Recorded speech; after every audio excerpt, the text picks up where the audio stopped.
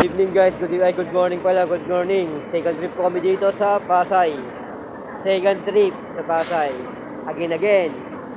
Kukunti pasahero pagdaling araw as usual. Ngayon, sagutin natin ang tanong ng ating mahal na pasahero. Ang kanyang katanungan is ito. Sa baba, kape tayo, kape. Ang kanyang katanungan is, may bayad po ba yung batang 9 years old? Yan, ang kanyang katanungan. Madami rin nag-aabang nito. Lalo na yung mga nagbibiyaheng may anak. Ito, mga nyo, may bayad na po ba yung 9 years old na bata? Yes po, may bayad na po yung 9 years old na bata.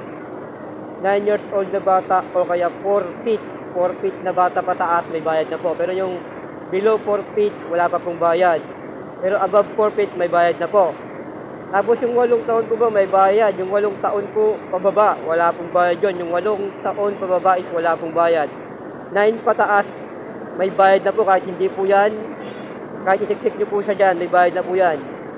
Kunwari, 7 na taon, isisiksik nyo sa nakalalaw na kaupo. Tatlo kayo sa dalawang upuan. May bayad pa rin po yung 9 years old pataas. Hanggang sa lumampas na po siya ng 9 years old pataas. Magkakaroon po kasi ng kaso yan yung mga conductor pag hindi po natin yung mga 9 years old pataas. Sana maliwanag yung video na ito, nakatulong video na ito. Pag-comment sa baba yung katanungan para masagot po natin sa susunod nating video. Thank you and stay good vibes. Thank you!